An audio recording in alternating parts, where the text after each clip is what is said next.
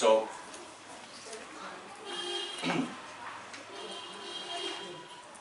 ladies, oi.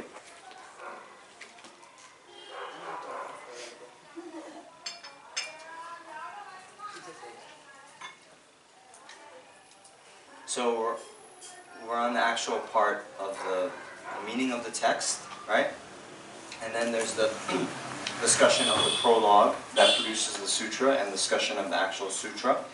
So we started last night the discussion of the prologue. In the prologue, there is what's called the common prologue and the uncommon prologue. Yes? So the common prologue, thus I've heard at one time, the Bhagavan was dwelling on Master Vulture's mountain in Rajgir together with a great community of monks and a great community of bodhisattvas. Okay? So, last night we ended with this 2 lines from the Bodhisattva Charyavatara, and I strongly suggested / pleaded with you that when you do read these commentaries and you do see something like this, you would actually turn to the text and get the context, right? So, you see, the words here, it says, monkhood is the root of the teaching, but even monkhood is difficult, right? But then we were talking about the actual context of this, and did any of you look at your Bodhisattva Charyavatara text at home last night? Shanti. Wonderful. And this is what I explained, and just in case you didn't believe me, the context of this is the lower schools who say that only that realization of the self-sufficient, substantially existent person, that's all that is needed for the attainment of nirvana. So then, therefore, you know, why would you need to meditate on emptiness? Then Shanideva replies by saying, no, in the sutra it's very clear that the realization of emptiness is needed to attain nirvana. Then they respond by saying, but wait a minute, those sutras are not the word of Buddha. So then Shantideva says, well, they are the words of the Buddha, so he establishes the validity of the Mahayana. Then there's this. So he says, you say, so this now has the additional commentary by the Tokme Zangpo, who is the composer of the 37 Practices of Bodhisattvas, the text that you guys know, right? Okay, so he wrote a commentary on the Bodhisattva Charyavatara, and his commentary is now interdispersed in this text published by the Tibetan Library with the root teachings. So here, you say that the monk Arhat is the root for establishing the presence of the Buddha's teachings, but it would be hard for those whose minds still apprehend true existence and have not understood emptiness to be monk Arhats, because they could not have fully abandoned their disturbing conceptions. Therefore, since they would not have abandoned suffering, it would be hard for them to have attained the state beyond sorrow. So here, monkhood is the root of the teaching, but even monkhood is difficult. What that really means is, you know, both the Majjhimika and the lower schools assert that these arhats, like Mahakashyapa, Shariputra, and so forth, that these monk arhats is the sort of root of the teaching, right? But if you assert that the realization of emptiness isn't needed to attain arhatship, then all of those, right, would not have attained arhatship, right? Because, you know, those whose minds still apprehend true existence and have not understood emptiness, you know, it would be difficult for them to be monk arhats. It means actually impossible. Shantideva is asserting you need to understand emptiness to attain arhatship, right? So that exposes the contradiction. You say that if you say that the root of the teaching are these arhats, but the realization of emptiness isn't needed to become an arhat, well, and that means that those aren't arhats, and therefore they couldn't be the root of the teaching. Okay? Alright. So next. The Sangha is a gathering of 4 or more monks. The etymology is that which has the aspiration not to be separated by demons from the teacher Buddha, the teaching of the excellent doctrine, and the friends who practice purity. Janakirti 70 stanzas on refuge says, because they cannot be separated from the Buddha, Dharma, and Sangha by billions of demons, it is clearly called the Sangha. Okay. So here, right,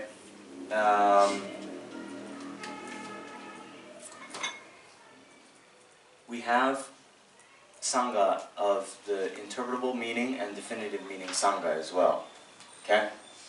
The definitive meaning Sangha actually is an Arya being.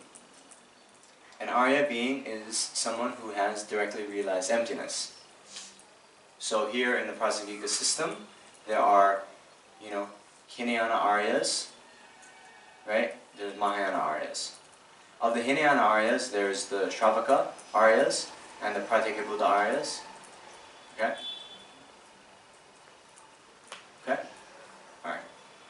So the interpretable meaning Sangha is this gathering of 4 or more fully ordained monks.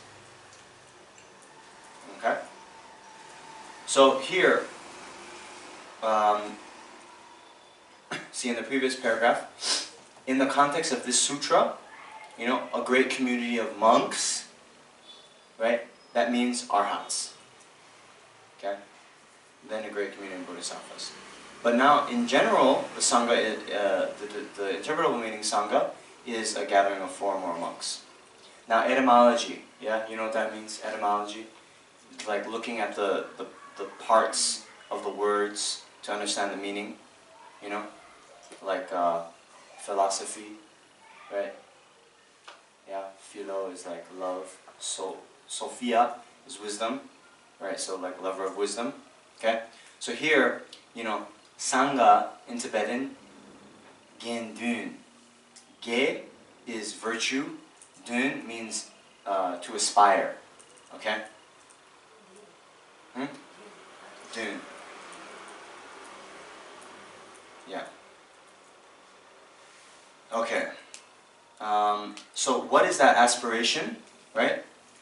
Not to be separated by demons from the teacher Buddha, the teaching of the excellent doctrine, and the friends who practice purity. Okay? So I'm on the top of page 12. Regarding the word great, it is explained many times in the Indian commentaries that it means a large number. Bodhisattva is explained many times in such texts as the Vairochana Bisam Bodhi and the Sanchayagata Prajna Paramita Sutra. The simple etymology is that because they have purified all faults and accomplished all good qualities, they are Bodhi, and because they contemplate the welfare of all transmigrators and have annihilated demons, they are Sattva. Or because they have studied the two truths again and again and arrived at the meaning of them, they are called Bodhi. And because they have endured hardship in contemplating the two truths again and again, they are called Sattva. Regarding great, the Sanchayagata Prajnaparamita Sutra says those who abide in the Supreme Mahayana of the Conqueror have great giving, great awareness, and great power. They wear great armor and have tamed the deceiving demons. Therefore, they are called Mahasattvas. Okay. So remember, in the words of the sutra, it says, together with a great community of monks and a great community of bodhisattvas. Okay? Okay. So in the actual sutra, right, its community is Sangha. Okay? So it's describing what it means for there to be a Sangha of monks and a Sangha of bodhisattvas. Okay? We've gone over what it means to be a monk. Okay? Now, it's like Bodhisattva, Mahasattva. Okay? Bodhisattva, Mahasattva. So now, Bodhisattva is now comprised of two parts, Bodhi and Sattva, right? So Bodhi, in general, is what enlightenment means, enlightenment. Okay? So that's why it's saying. The simple etymology is because they have purified all faults and accomplished all good qualities. Okay? That's what enlightenment is. The purification of all faults and the accomplishment of all good qualities. Right? The other one, right? Okay. See, even Bodhi itself in Tibetan is Jang Chup. Okay? Jang Chup Sempa. Right? Sempa being Sattva. So Jang is the purification. Chup is the accomplishment of all good qualities. Okay? So that is very similar to what we normally say for the word for Buddha, Sangye. Sang also has the connotation of purification, and Gye, increasing. You have fully increased all good qualities. Okay? So, But aren't they on the path only? They're not perfect. yes. So, that's why these bodhisattvas, this is just an explanation of the word bodhi. But a bodhisattva has necessarily not achieved bodhi. Okay? That's why it's saying simple etymology of the word. Right? But just because something has that word associated with it, it doesn't mean that we call it entering into the etymology. Okay? Like the traditional example in Tibetan. A lotus flower, right, is also known as So-ke. So is like a lake, Ke is to be born. Right? So a word for lotus is born from a lake. But if something is a lotus, it's not necessarily born from a lake.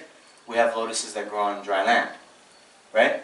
So that lotus that grows on dry land is a So-ke.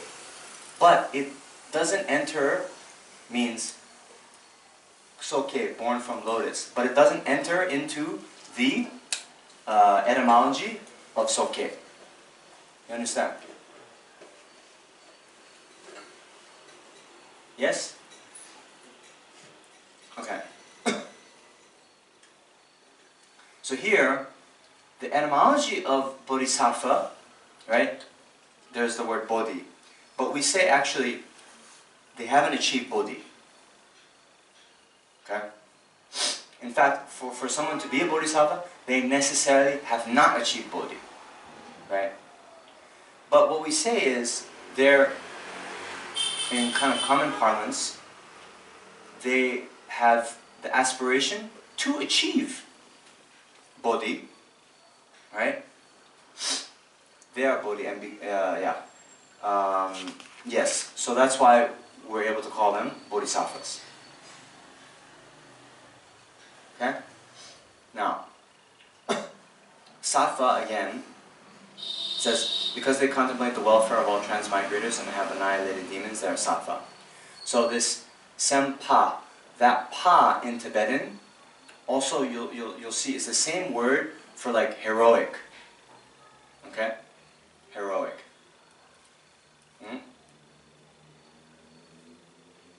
Alright. Or, because they have studied the two truths again and again and have arrived at the meaning of them, they are called bodhi. So the two truths are conventional truth and ultimate truth.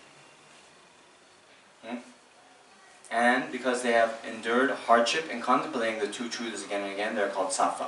So that's why they're heroic. Okay? So that's the explanation of bodhisattva. Then regarding great or maha, it quotes this sutra. Those who abide in the Supreme Mahayana, the conqueror, have great giving, great awareness, great power. They wear great armor and have tamed the deceiving demons. Therefore, they are called mahasattvas. Okay?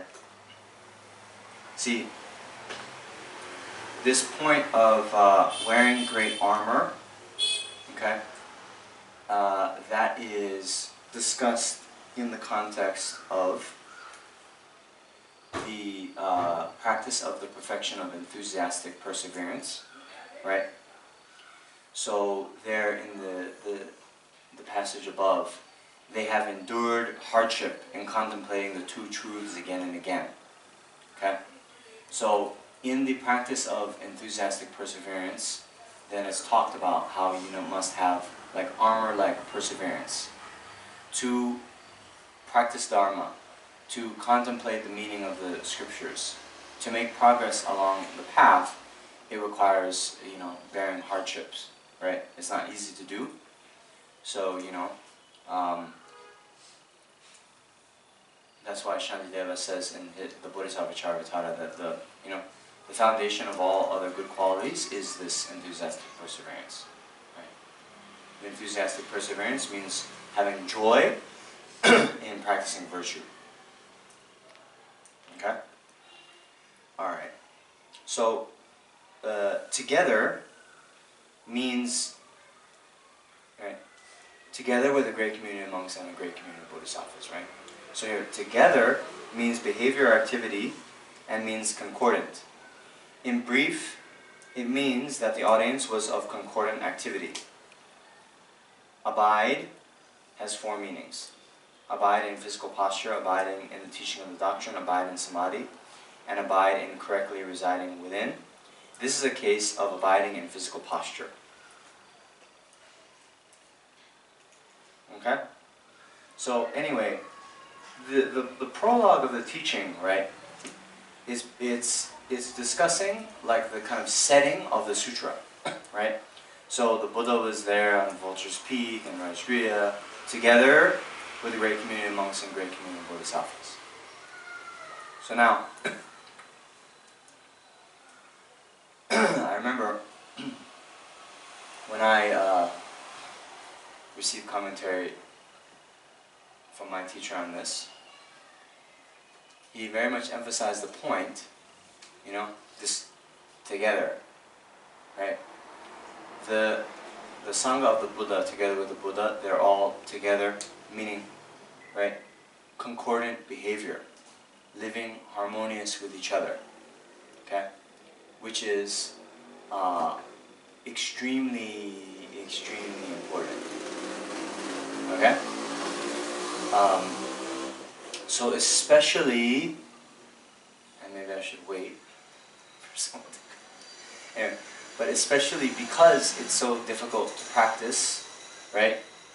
We talk about the Sangha or the spiritual community. On definitive meaning, it means the Arhats. Interpretable meaning, it means 4 monks.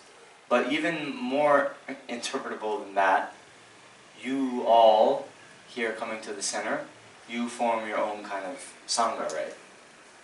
So it's extremely important that you all abide harmoniously with each other, so you're able to, help each other and support each other on the path. So,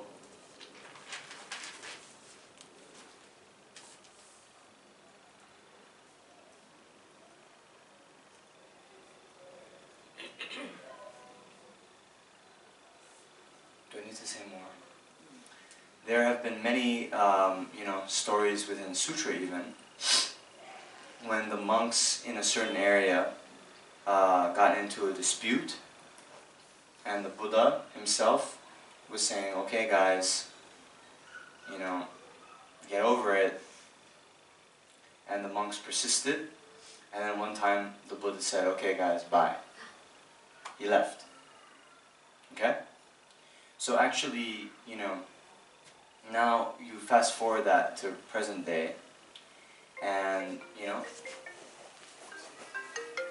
Rinpoche has, our spiritual director, Lama Zopa Rinpoche, has very much emphasized that the most important thing for the, flourishing of the centers, means the flourishing of the Dharma, is to have harmony in the centers.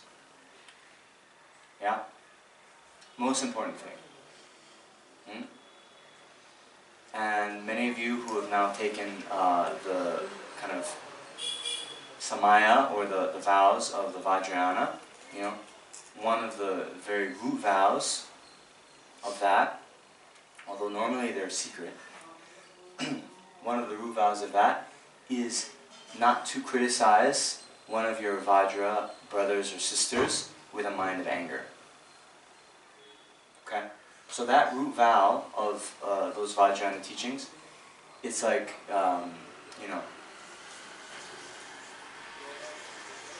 100,000 times more, heavy than a Bodhisattva vow, which is 100,000 times more heavy than a Pratimoksha vow, right? So a Pratimoksha vow would be, for example, me as a monk, to kill a human being. Okay? So 100,000 times more heavy than that is for someone with a mind of anger to criticize a Vajra brother and sister. Okay? So just as we would be like, absolutely must not, kill someone else, right? Then think when there's some provocative situation happening with one of your, brothers or sisters, means look around this room.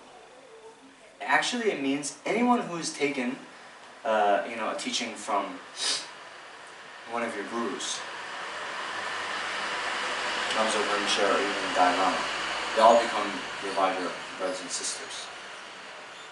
I'm talking in the Vajrayana context. You probably haven't had those teachings yet. But even if you haven't, I think it's good to live in that way. Right?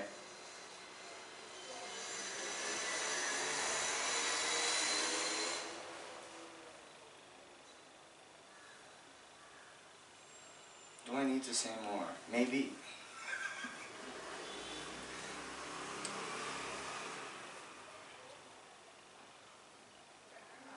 So,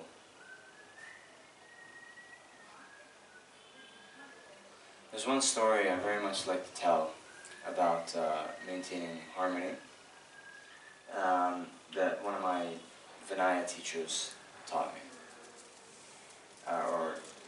said to us. So in general, in the monastic community, in the Sangha, when you get ordained, at the end of the ceremony, it tells you the exact minute that you got ordained. And then you're told, okay, so I was ordained, 12:55. Yeah? Morning or afternoon? 12:55? Night or morning? What do you think? PM. Midnight. PM. PM, okay. 1 o'clock. 5 to 1. Yeah. Anyway, then it's like, even though those monks who have gotten ordained 1 minute before you, 1 second before you, you are to prostrate to them.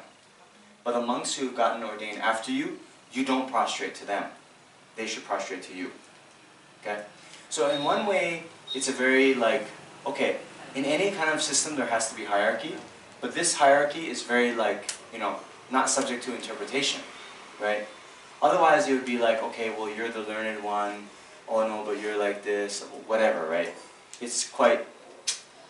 Gets many gray areas, okay? So for the regulation of the Sangha, it's like just by the time, okay? Alright. So there was a monastery, actually in England, and there was a dispute where one of the junior monks got very upset at a senior monk and was yelling, threw a tantrum, all these things. Then after that, there was this kind of bad blood between them. Okay?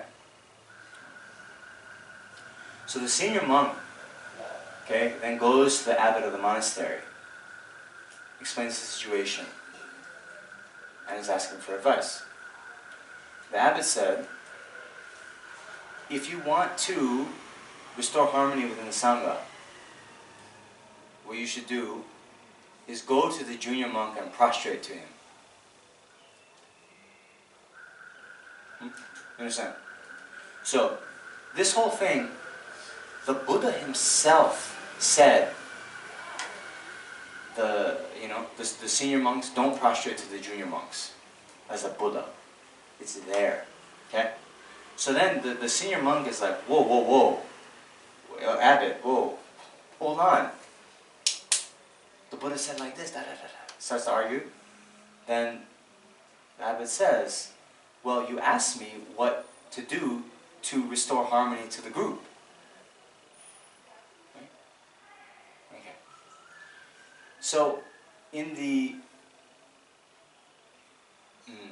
Okay, so anyway, what happens, the senior monk does go and do that. He prostrates to the junior monk. And the junior monk, of course, is so like, oh, it's like a little bit shameful, right? So the senior monk is doing this, which is against the Vinaya, which is against the Buddha's word, but apologizes, even though he hadn't really done anything wrong, right? But then, of course, that helps the junior monk realize, oh, no, actually, no, I'm sorry, right? And then harmony is restored. So anyway, we see a similar kind of thing within the Mahayana teachings, in the mind training teachings. For example, in the 8 verses of mind training, when someone out of jealousy, criticizes and abuses me, I shall accept the defeat and offer the victory to others. Right?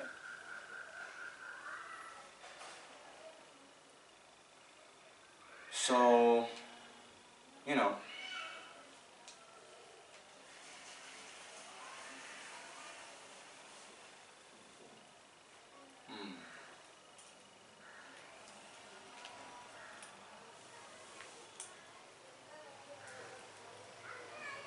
it's almost in my memory, but Einstein, he said something, okay. He's like, like happiness in life depends on 3 things. Yeah, you see this? One is like, I don't know. Not Einstein, someone else. No, it was Einstein. Mark Twain. No, it was Einstein. Anyway, I forget the first 2. It's something like, I don't know, success, whatever. And the third one was keeping your mouth shut. Yeah? You understand?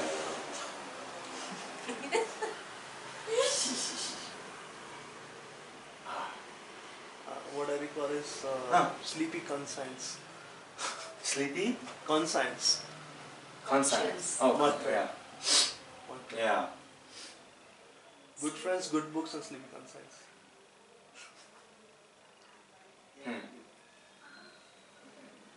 So, you're saying that we should keep our mouth shut despite whatever is being said? No. Ayo. No. Look. There's a time and a place for everything. There's a time and a... Which is the right thing to do. Now is actually the time to keep your mouth shut. No, I'm joking. No, okay. Look.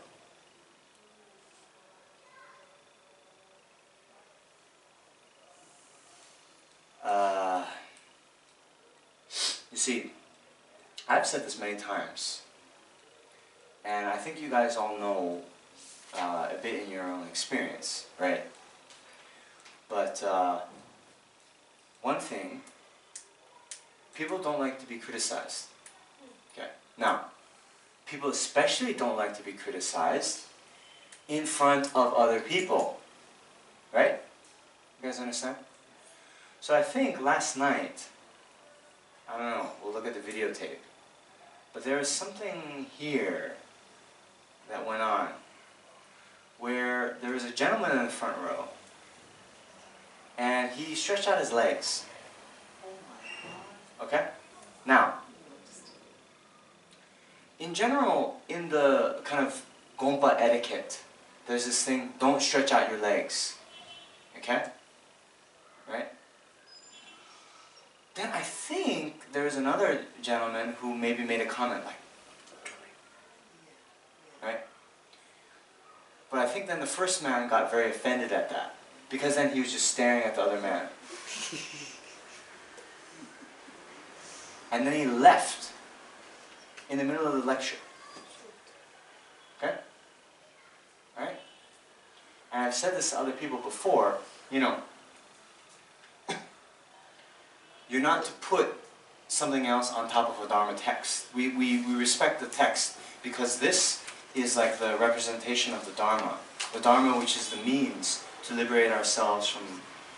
It's okay, it's okay, it's okay. Which is the means to liberate, ourselves and others from suffering, right? So not to put other things on top of it, even one's mala, nor to put it even on the cushion. That's why we have these tables, right? So also some years ago, in a lecture like this, then, I don't know, someone had put their, whatever, their specs, or I don't know, something on the text. And then someone was like, no, don't put it, made this whole scene. Okay? So, what I think is, it takes a lot of courage to come to a place like this, right? Hello. To even to come to a center for the first time, takes a lot of courage, okay? They don't know all these different protocols, right? So especially to then, oh, your foot, your pen, take off your pen. It's very like, whoa, it's very kind of extreme. It doesn't rub people the right way, okay? So I do like this to you guys, skillful means, right? And not in front of everyone, don't make a big scene. And maybe not even this first time they come. The first time they come, it should be a totally happy experience for them. And by the way, sitting on these cushions for the first time is difficult. So maybe they do need to stretch out their legs, right? Then, after you start to see them after a month or two, we can discuss the points of the etiquette. Right? What do you think?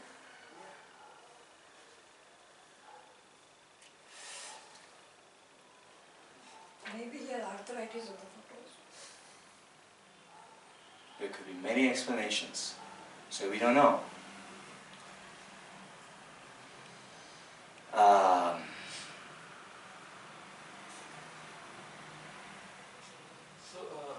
Stretching out one's legs in any direction is...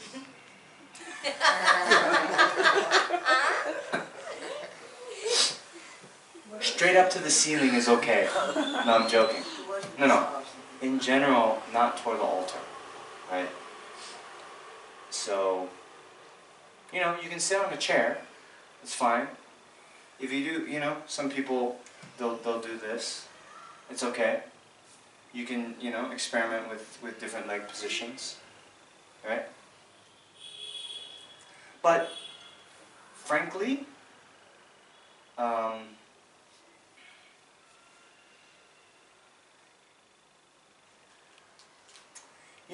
there's that story, right? It all depends on one's mind, yeah, in general. So there's a story. There's a satsa, or like a small statue of Buddha made out of clay. Then in Tibet, it starts raining. And then someone goes by and sees, oh, this statue is getting wet, right? And the clay will kind of, crumble, disintegrate. So they put their shoes on the top of the statue's head, okay? With a mind, I'm going to protect it from the rain. Then when the rain stopped, someone else comes and be like, what? Someone put shoes on the head of the Buddha and removed it. But actually, it is said in the text, both were actually virtuous. both had a virtuous motivation. Okay? So,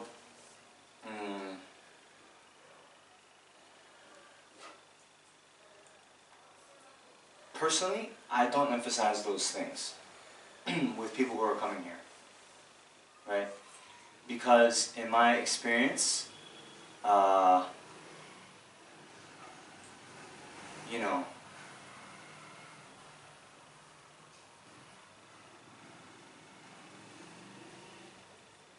when you have some realization of the Dharma, right? You'll see certain teachers, you know, before they put their text away, they always do like this, you know? Place on the crown of the head to signify respect, okay? If you don't know what's going on, if you don't have any understanding, then it's just some external form. Okay, I do it because all the other, you know, the cool lamas, you know, put the text on their head. Not much benefit. So in the time that we have together, I'm trying my best to help elucidate the points in here. Then after you get some realization of this and some real kind of respect comes through analysis and realization, then you do like this, great, right? It's just like, you know, I don't emphasize the prostrating before the teachings and all these kinds of things, you know?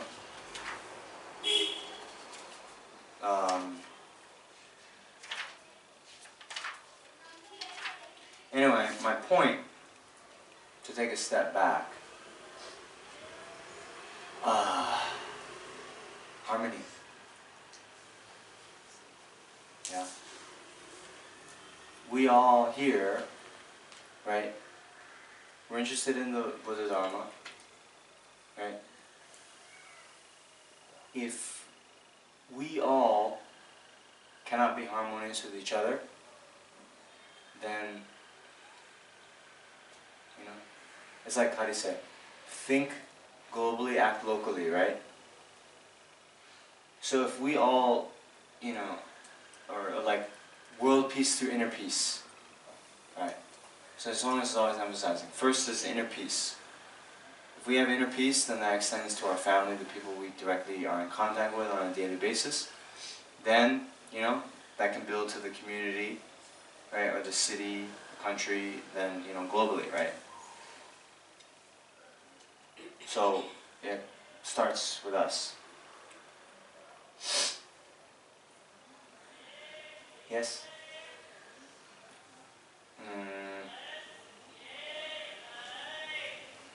So anyway, Just a contribution. please. You know, when we say, may I be enlightened so that I can help other sentient beings, I think it means that you got to improve yourself first before you tell somebody else, remedy this, improve that, do this, do that, stop doing something else. In general, that's true. So, just to share, you know, the great Vietnamese master, Thich Nhat Hanh, he has a monastic community in France. And again, in the traditional Vinaya, or the monastic discipline, then the senior monks have a duty, an obligation, to correct the behavior of the junior monks. But Thich Nhat Hanh goes further and says, but if you're angry, you cannot correct someone else's behavior. You wait until that anger has cooled off, and then you point it out. Okay?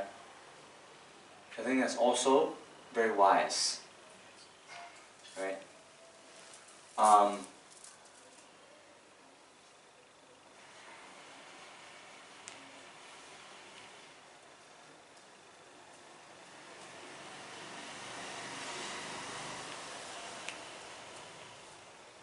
So, yeah, I'd like to find that quotation. It's definitely Albert Einstein.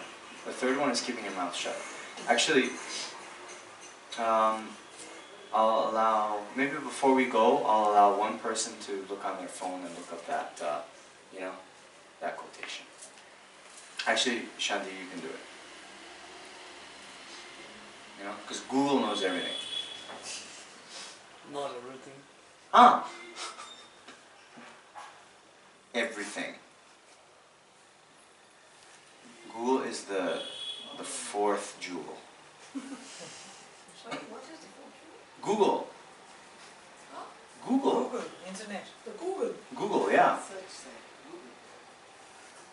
Google is omniscient, but doesn't have bodhicitta. It's a joke, Subhashini. I understood. Okay.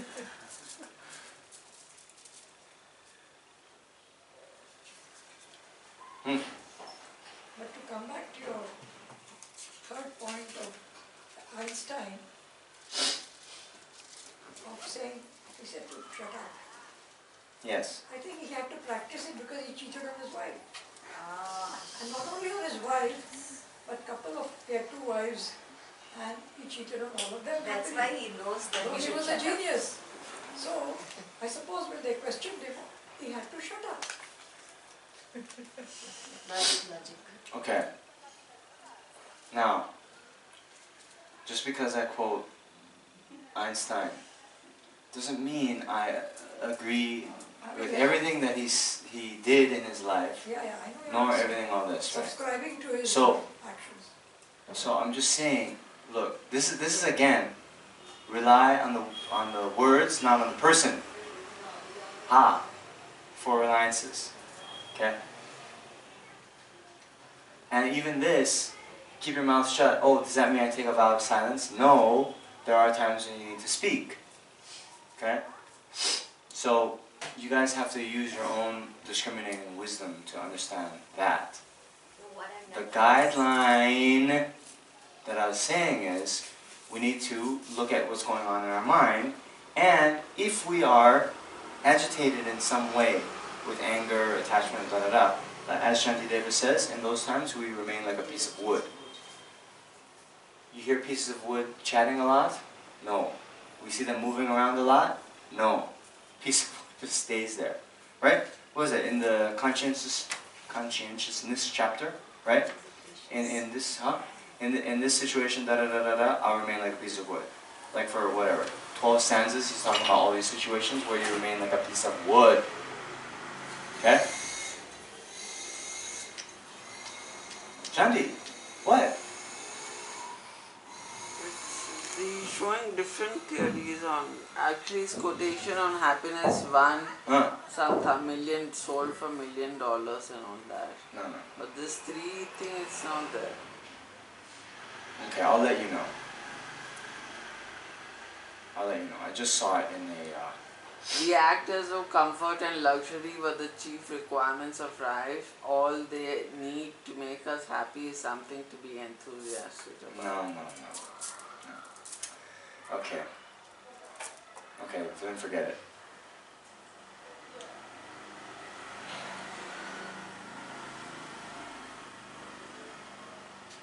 Okay. So let's finish up with the prologue. Okay? You got my point? Yes?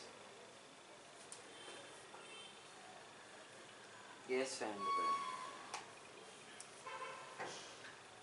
The unique prologue is, at that time the transcendent victor was absorbed in a samadhi on the categories of phenomena called perception of the profound. Also at that time the Bodhisattva Mahasarva superior Avalokiteshvara was contemplating the meaning of the profound perfection of wisdom and saw those five aggregates also as empty and inherent existence. Okay. The difference between the common and unique prologue is that the common is shared with other sutras, whereas the unique prologue is found in this sutra and not in others. Understand? So in general, Rajgriya, Vulture's Peak, the Buddha pronounced many sutras there, right?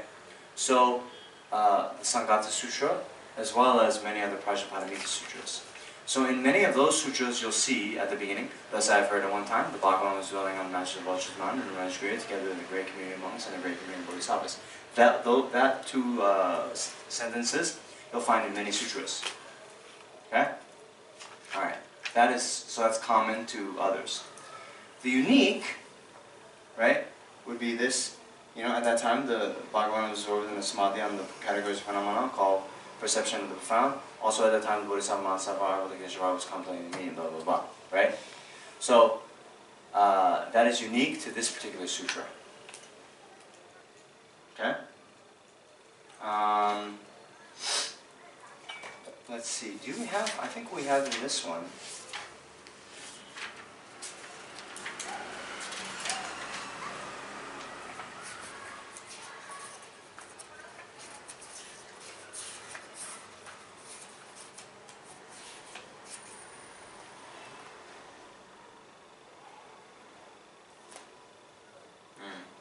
Yeah, on page 5, it has the prologue to the 8,000 verse Prajnapadamita Sutra. If you want to look at that. It says, "Thus did I hear at one time the transcendent victor was staying at Vulture's Peak in Rajgriha with a great assembly of monks, 1,250 monks. They're all arhats who exhausted the contamination and control of all minds and had achieved the excellent perfection with the exception of one person, and this was the Venerable Ananda." So, anyway, it's not exactly the same, but you know. Page 5. Anyway, but go back to page 12. We're done with that. Okay. At that time, right, means at the time of teaching the doctrine when the roots of virtue of the audience had ripened. Okay? So, it is said that all of the Buddha's activities are done for the maximum benefit of that time, those people who were there. Okay? So at that particular time, the Buddha, through his omniscient wisdom, saw that the people who had gathered there, their roots of virtue were ripe for them to receive this profound teaching on emptiness. Okay? Regarding the profound of perfection of the profound, perception of the profound, it is that which is difficult to appear to the mind. For example, it is not difficult to perceive the reflection of sun or moon in a lake, but it is difficult for the limits of space to appear on the surface of a lake. Quote. In the same way, it is easy to perceive the conventional, but it is difficult to perceive the ultimate. Perception means the wisdom that understands something so profound. The categories of phenomena are aggregates, constituents, sources, and so forth. Also at that time is a term of emphasis, meaning at the very time at which the disciples' continua were ripe. Okay. So here in other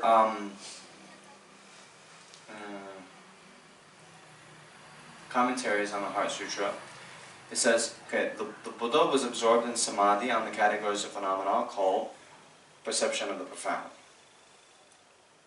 So in other commentaries it says that at that time the Buddha, okay, profound in general is emptiness, but a Buddha's unique quality is that in one mind a Buddha is able to have direct perception of both the profound and the conventional nature of reality. Okay? But basically, it means the Buddha was in meditative absorption on emptiness. Okay. Regarding the superior Avalokiteshvara, he who has risen far above the level of common beings has the power to free from suffering all sentient beings who can be seen by his eyes. Okay? So, superior Avalokiteshvara or Arya Avalokiteshvara.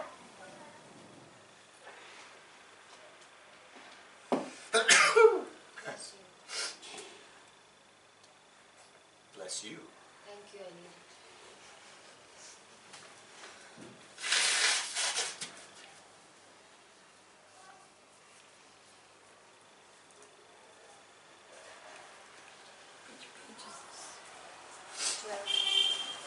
We're on page 12.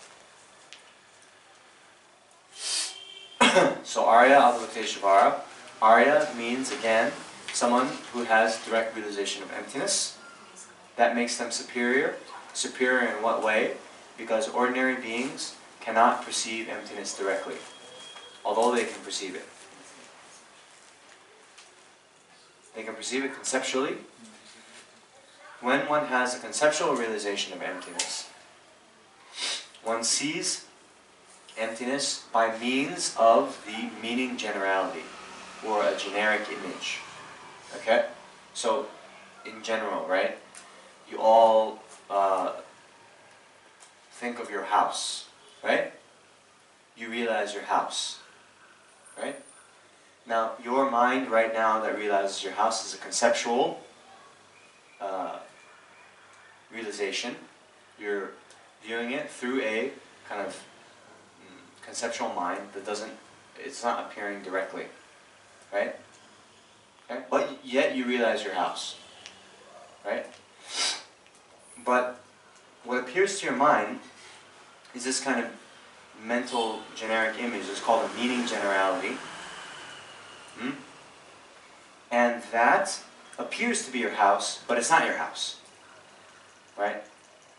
If it were your house, you could sleep in it. Right? So, it's not your house, yet it appears to be your house. Therefore, these conceptual consciousnesses are mistaken because they're mistaken with respect to their appearing object. Why are they mistaken with respect to their appearing object? Because their appearing object, which is a meaning generality, appears to be the actual object. Okay? So in the same way, when we have conceptual understanding of emptiness, the meaning generality of emptiness appears to be emptiness itself. Okay? So ordinary beings can have a realization of emptiness based on that generic image or meaning generality, but it doesn't appear directly. When one, after one has realized emptiness conceptually, meditates and familiarizes for a long period of time on that realization, at one point it becomes a direct realization. That is the first moment of the so-called path of seeing. Why is it called the path of seeing? Because it's the time when that being sees directly emptiness for the first time. Okay? So the superior Avalokiteshvara, any Arya is superior in that sense. Now, Avalokiteshvara in Tibetan, Chen Rezik. Okay? So now this is talking about the etymology of his name, right? It's like one who views sentient beings with compassion, right? So you see in the depictions of a 1,000-arm Avalokiteshvara, 1,000 arms, 1,000 eyes. On each of the palm of the hand, there's an eye. In the other descriptions of Avalokiteshvara, it talks about him, viewing the condition of sentient beings 6 times in a day. Okay? So,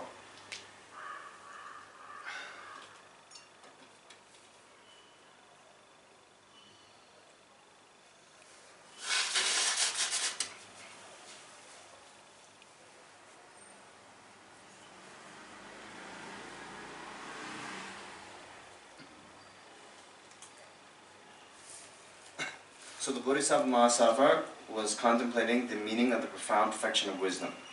Means, he was meditating on emptiness. Okay? Observing it means contemplating it.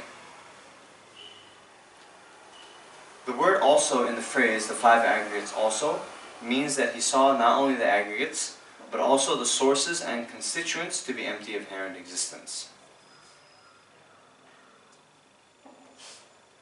Alright, then this is just the spelling. The ba prefix on tao in the Tibetan was added by the scribe and it's not correct. Anyway, that doesn't concern you if you don't know Tibetan. Okay?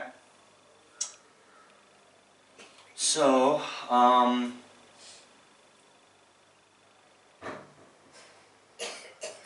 at this point, sometimes a question comes up, you know, the Bodhisattva Mahasava Avalokiteshvara.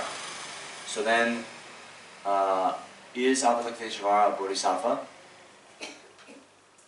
No. No. I think yes. Ah. Yes. Mostly yes. Pretty close. Mostly yes, pretty close.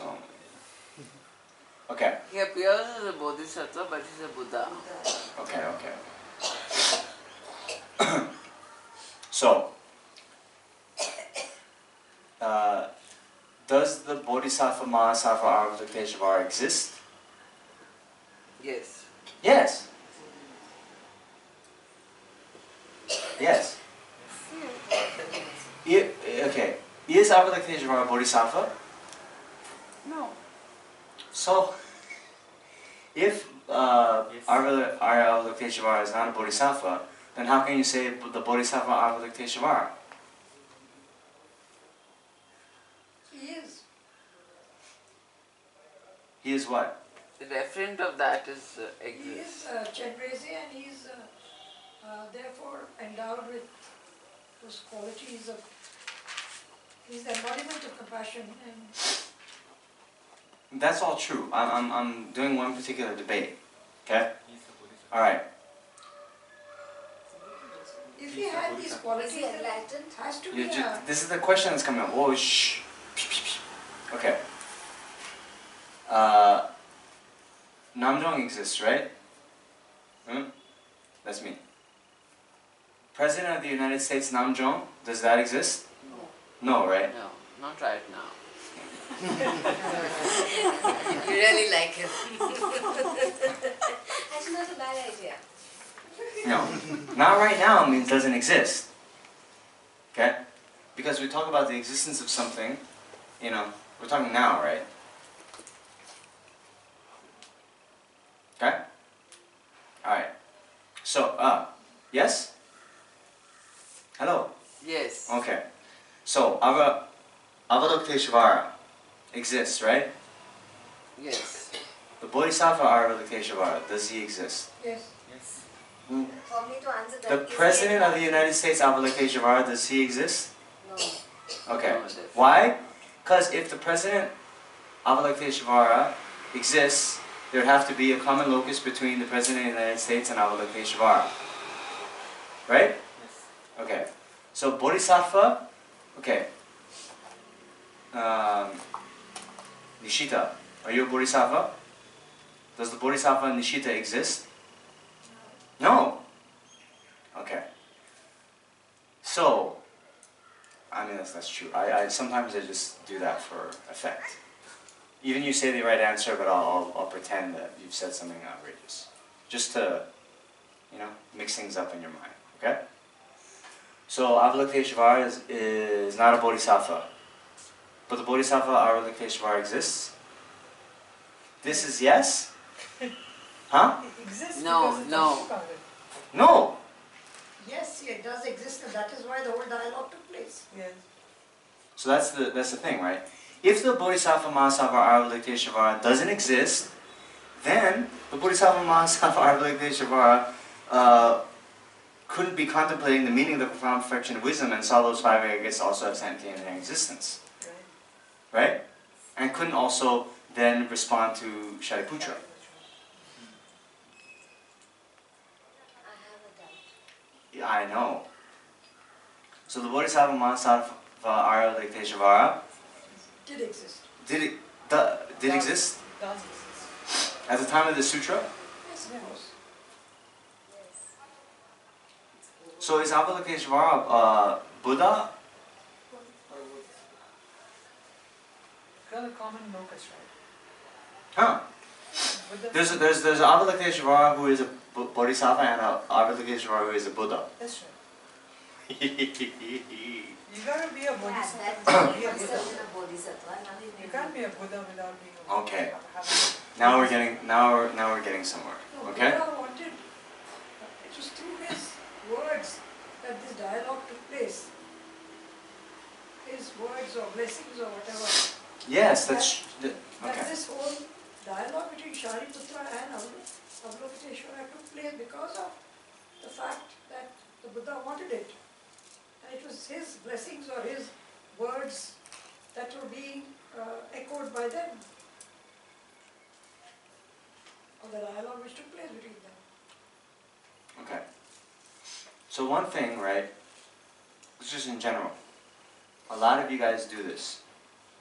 I'll ask a question, and you'll tell me something that's kind of true, but it's like over here, right? The real question at hand is Avalokiteshvara a Buddha? Is Avalokiteshvara a Bodhisattva? Okay? Then all this other stuff, oh yeah, the conversation took place through the power of the Buddha, is actually what we call a red herring, you know? Red herring? It's not, you know? It's like, He was a Bodhisattva. If that was your question.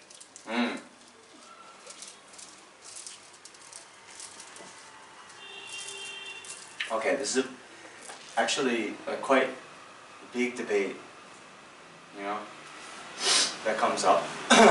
So, we're out of time, so I'm not going to go into it too much. But, you know, Maitreya, yeah? We talk of the eight close Bodhisattva disciples of Buddha, right? Manjushri, Avalokiteshvara, Vajrapani, Maitreya, Samantabhadra, Siddhigarbha, Akshargarbha, and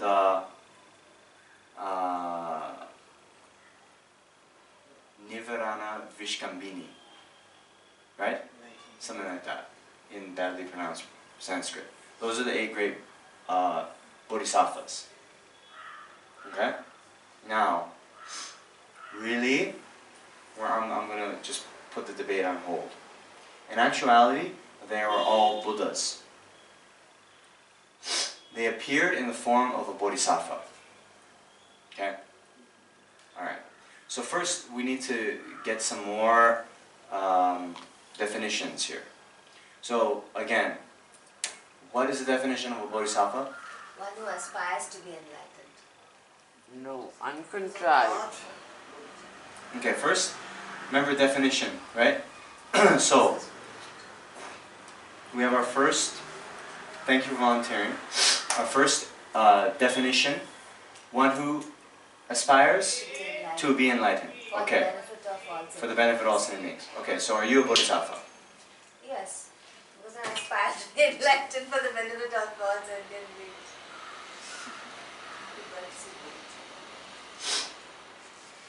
By that definition, Yeah. So, I aspire, right? but are you a bodhisattva? So by that definition you are, but why I say are you a bodhisattva, you say no, that means the definition is wrong. You wouldn't just say, you know, like it's like this. If we call a tail a leg, right?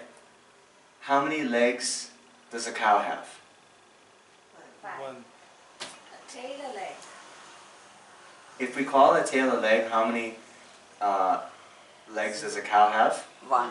0. 4. Right? If we call a tail a leg, doesn't mean that a tail is a leg. Right? Okay. So a cow has 4 legs. No matter if we call, you know, a tail a leg or horns a leg. Right?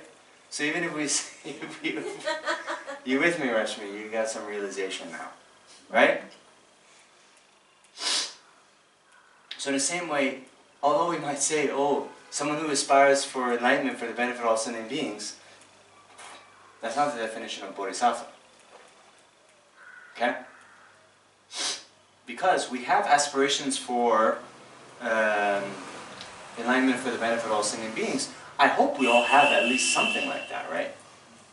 In the traditional text, it talks about the Puram Tabu Semke. Okay, it's like the husk of a sugar cane, right? You know, you get the sugarcane juice, it goes through the thing, and we have the husk afterwards. It's a bit sweet. It's a bit sweet, but you know, it's not the real one. I want that. I want the real juice, right? It's sweet, it's okay. The flies love it, right? So in a similar way, they talk of the Puram Tabu Semke. Okay? It's some kind of, you know, I think we all have, right? At least, I want to attain enlightenment for the benefit of all sentient beings. Yeah? We have that aspiration on some level, but it's nothing even close to the real thing. Right? Right? Okay. So we have to go beyond that. Next. Shanti. She said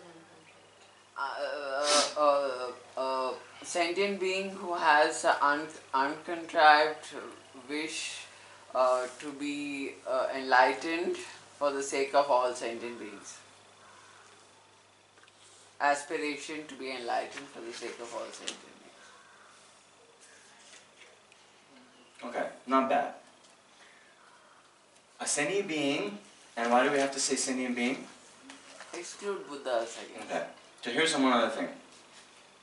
Of people, persons, and ants, you know, everyone who has a mind is a person. Okay, in the Buddhist philosophical context. Okay, so Sem Chen is the word for sentient being. Sem is mind, Chen it means to possess. But here again, someone with the etymological sense of Sem Chen isn't necessarily a sentient being. Because Buddha possesses a mind, but Buddha is not a sentient being. So a sentient being is a person who is not enlightened. Okay?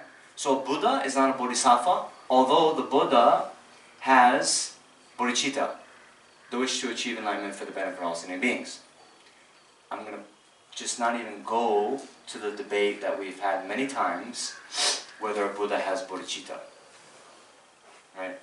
Sentient being is a being who feels. That's why animals and all are counted as sentient beings. Let's not talk about feels, we say possesses a mind.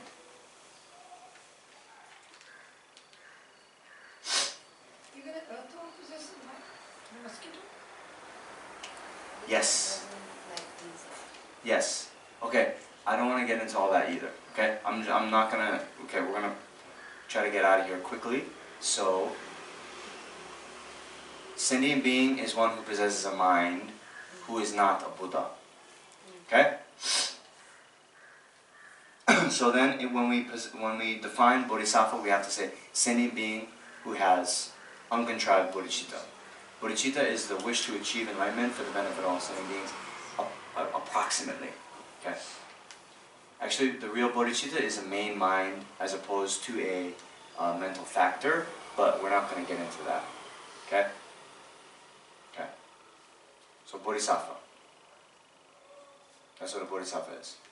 So then, these 8 great bodhisattvas, we say they appear in the form of bodhisattvas, but they're actually Buddhas.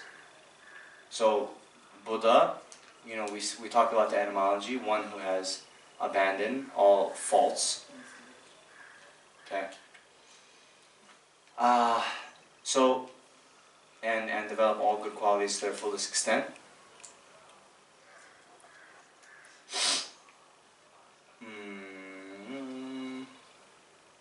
Yeah. So, here, they're in actuality Buddhas, but they're appearing in the form of bodhisattvas. Okay?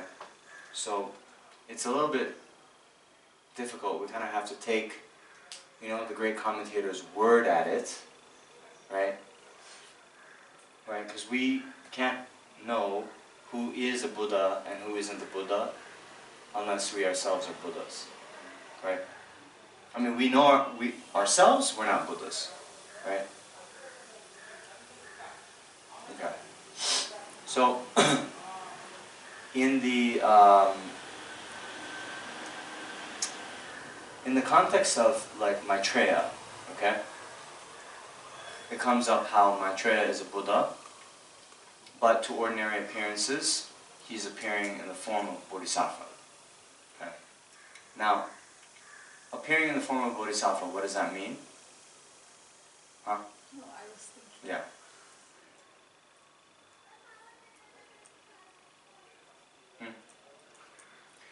So, you see, we can't really say, like for example, His Holiness Dalai Lama. Is His Holiness Dalai Lama appearing as a Buddha, appearing as a Bodhisattva? Huh? Bodhisattva. Appears as the Bodhisattva. Appears as a Bodhisattva. Okay. So it's even called changes, isn't it? So, okay, Sadhana earlier asked this question. We talked that the author of a sutra is necessarily a supreme emanation Buddha, right? Supreme Nirmanakaya. Okay? So the historical Buddha would refer to himself as the Tathagata, right? He said, you know, I'm Buddha, basically. Okay? And he appeared with the 32 major and 80 minor signs of a Buddha. The Ushnisha, the long earlobes, the treasure, the Surpu, as they call it, the right turning curls on the head, you know, the 40 teeth, all these, the marks and signs of a Buddha appeared to ordinary beings. Okay? That is a supreme emanation. In general, the supreme emanation Buddhas then appear at a time when the Dharma is not existing on the earth and perform the so-called 12 deeds of a Buddha. Okay? Alright. Now, at the time when a supreme emanation body is on earth, there's no other Buddhas appearing in the form of Buddhas in that world system. You understand? In, for example, the Oakmin Pure Land, Oakmin Pure Land is the abode of whom? That's Sukhavati. Oakmin. Maitreya.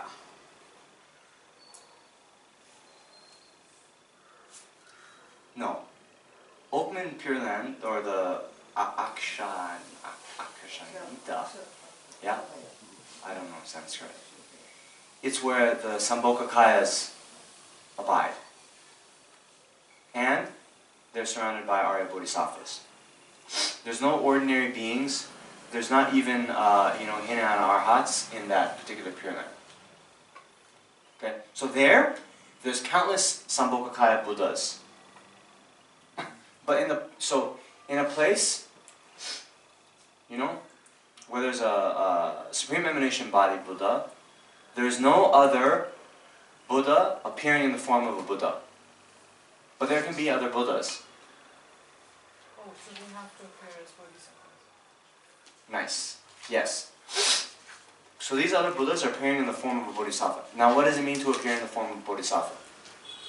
Show some faults that they're not actually fully Buddhas. Yes. So here it's a little bit, it's actually very hard to say that they appeared in the form of Bodhisattvas. We can say that they appeared in the form of a sentient being, So even His Holiness Dalai Lama, we can say he's appearing in the form of a sentient being because he says, I don't know. Right? He appears to not be omniscient. Therefore, we can say he's appearing in the form of a sentient being. Right? So in the text, it says, okay, in general, Maitreya, even the Hinayana tenet holders accept that Maitreya will be the next Supreme Emanation Body to appear on earth. Right? Okay? Now they hold that, for example, Shakyamuni Buddha became enlightened at Bodh Gaya. Whereas in the Mahayana tenets, we say no. He was enlightened actually many countless eons ago, and all of those 12 deeds were just a kind of display to sentient beings of this world system. Okay?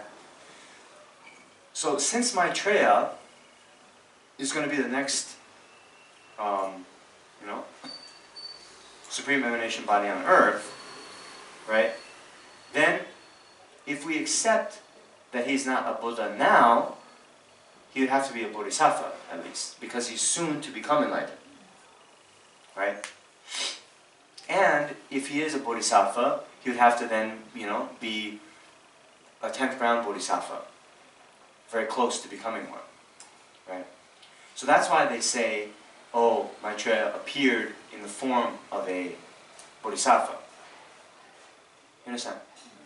The point is, he appeared as a sentient being, but we know from these other descriptions that he is soon to be a Buddha. What does that leave remaining? That he would be a Bodhisattva. Okay? But we also say he appeared in that aspect so that he could give maximum benefit. Well, that's also true. Like His Holiness appears as that, he could be but because he's to be of maximum help. Yeah.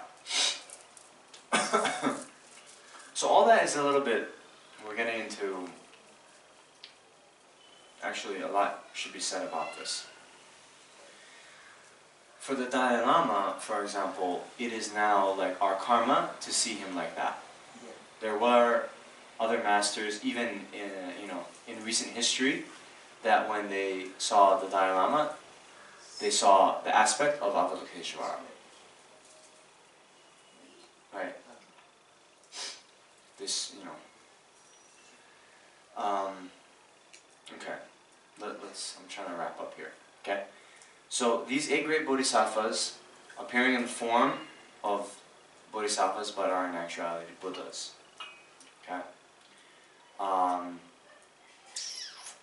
Now, this is a bit of debate because even within the Gelugpa system, right, other monastic textbooks say Avalokiteshvara, the protagonist in this Heart Sutra, was a bodhisattva. Okay? But it's weird, because they use the reasoning because he appeared in the aspect of a bodhisattva. Does that have pervasion? Yeah, because he was, Shakyamuni Buddha was a supreme emanation in Manaka. So another Buddha won't appear as a Buddha in front of it. Okay. So when we debate, when we study Abhisamaya Alamkara was composed by Maitreya. Then at the beginning of that, there is this, kind of the preliminaries is, talking about the author. And then there is this question of whether Maitreya is a Buddha or Bodhisattva. Okay? So in that context, see, we say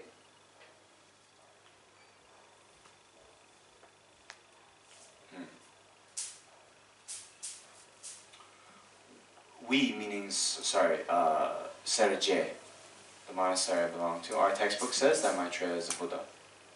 Then Drepung Loseling says that Maitreya is a Bodhisattva. Okay? So there's a famous story back in Tibet.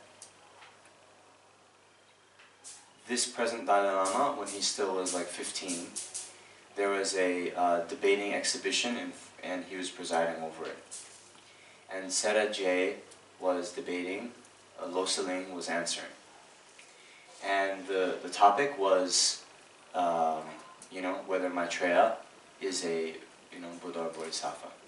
It's called Jam Shung. Jam is like short for Maitreya. Shung is text. Anyway. So then, when Seraje was debating, it says, so then Maitreya, is a Bodhisattva. Yes. So if someone is one of the 8 close Bodhisattva disciples of a Bodhisattva, of Shakyamuni Buddha, they're necessarily a Bodhisattva. Yes, was the answer. Okay. Avalokiteshvara. Take the subject, Avalokiteshvara. It follows that he's not a Buddha. Okay?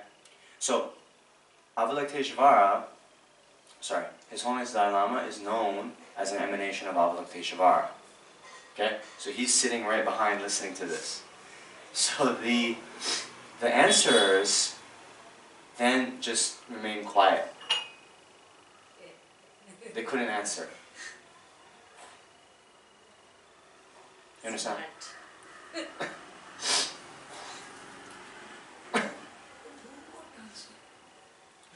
Sarah J could answer. If we were there, we would say, Maitreya is a Buddha, Avalokiteshvara is a Buddha, Manjushri is a Buddha, His Holiness is a Buddha, no problem. But that's not the stand for Dripam. No. But Dripam Losaling, they have a different textbook that says, and this is how we fault them. They say, Avalokiteshvara is, or Maitreya is a Bodhisattva because he appeared in the aspect of a Bodhisattva. So the point is, this is actually, I'm not being biased to my own textbook. I think actually, Sergey, the reasoning is right on this. The mere fact that someone appears in the aspect doesn't necessarily mean they're that, right? His Holiness Dalai Lama is appearing in the form of an ordinary being.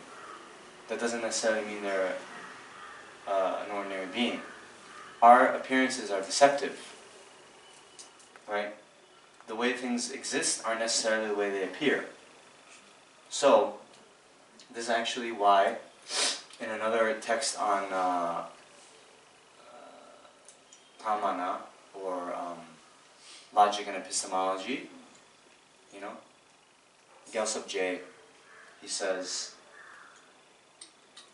reflecting in this way also helps us, you know, not to become angry at others.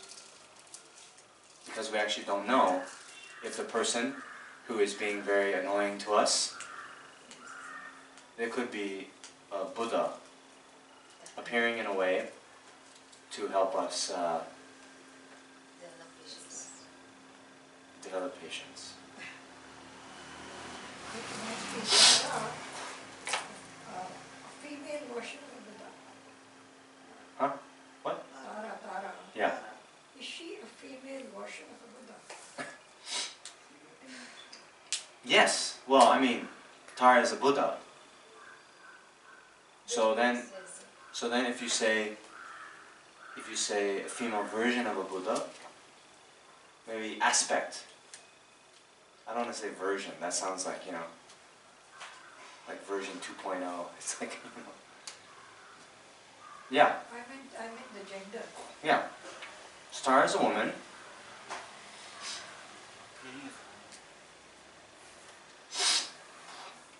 Tara is a Buddha. We're doing a Tara Puja here at 4, right? Yeah. So thanks for the segue. Let's end now. Are there any questions? I'll ask you later or not. I want to know the difference between the Mahayana Arhats. What is the difference between the Hinayana Arhats and the Mahayana Arhats? A Mahayana Arhat is equivalent to a Buddha. If someone is a Mahayana Arhat, they're necessarily a Buddha. So do you understand the difference between a Buddha and a Hinayana Arhat? Yes? But I have a similar question. Not similar, but thank you for pointing it out. But isn't an 8th round Bodhisattva an Arhat? They've given up samsara. They're out of samsara. Got nirvana, right? Abiding nirvana. So then why is the Buddha Mahayana? Whoa. 8th round Bodhisattva is abiding in nirvana? Yeah. And they're out of samsara anyway, right? So that means nirvana. Why are they out of samsara? Afflictive obscurations are gone. That I'll agree with. They're not arhats. Okay, hold on. Eighth So you round say bodhisattva. you say that they're abiding in nirvana. Mm-hmm. Which nirvana are they abiding in? Abiding nirvana. They're in abiding nirvana. Well, they're out of samsara.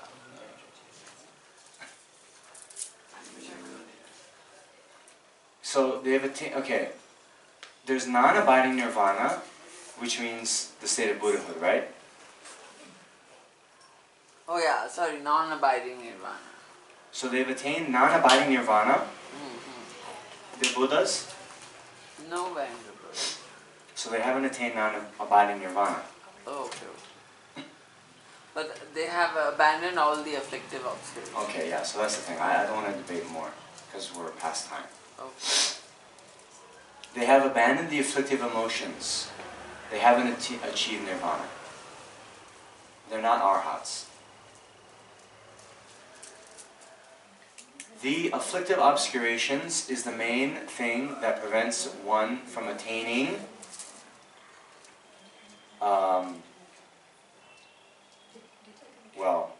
arhatship. They've abandoned that, but yet they're not arhats.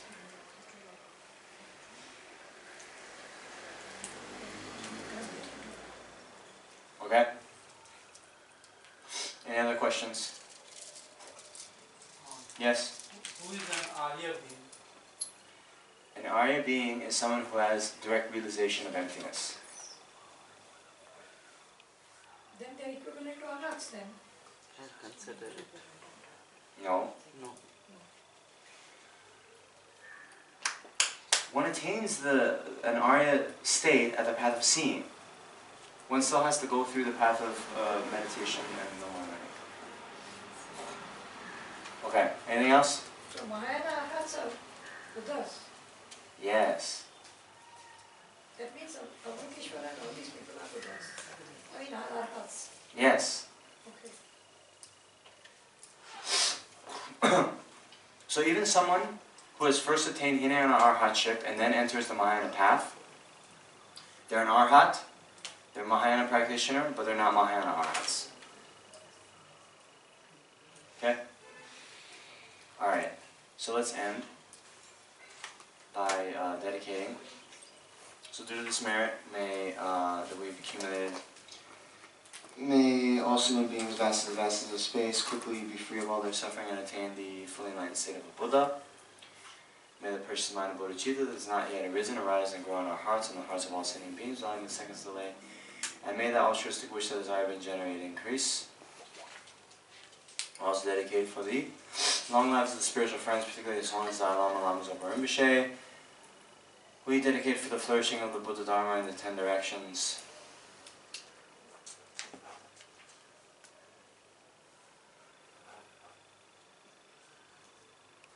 Yeah, that's good. Okay, so we have another session at 4. Right? 4? Yes, We're going to do a Tara Puja